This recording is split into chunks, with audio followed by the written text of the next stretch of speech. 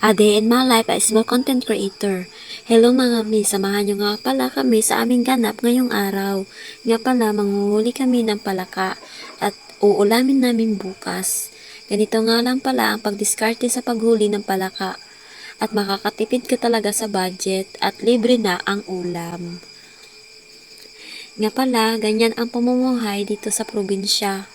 Nasa tabi-tabi lang ang mga pwedeng ulamin. Basta masipag ka lang, ay talagang meron ka talagang maulam.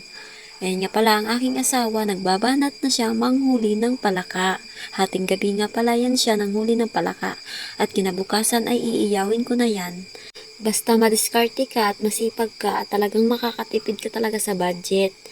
Ayan nga lang, sikap-sikap lang sa paghahanap ng palaka. At minus nga pala ang palaka kapag walang ulan. Kailangan talaga kapag umuulan, marami talagang palaka dito sa bukid.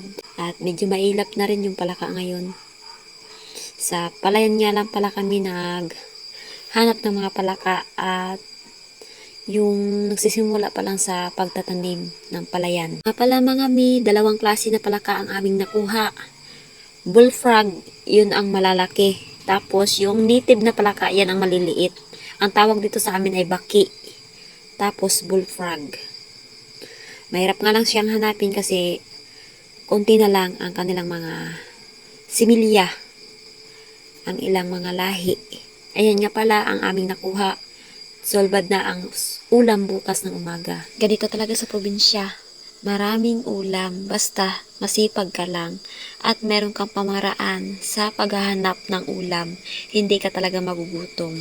Sa ganitong pamaraan, solved na ang ulam. Kinabukasan nga pala mga mi, ako lang ang naglilinis nito at ang asawa ko ay bising-busy na sa palayan. Ayan nga pala, hinawakan ko muna bago ko siya kakatayin.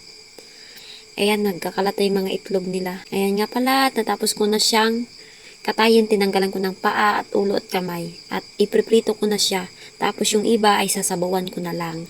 Hahaluan ko ng malunggay. De, solbad na ang ulam. Libre na, tipid pa. Ayan ang aking anak. Nagbabanat na siya magkain ng palaka. Paborit niya yan.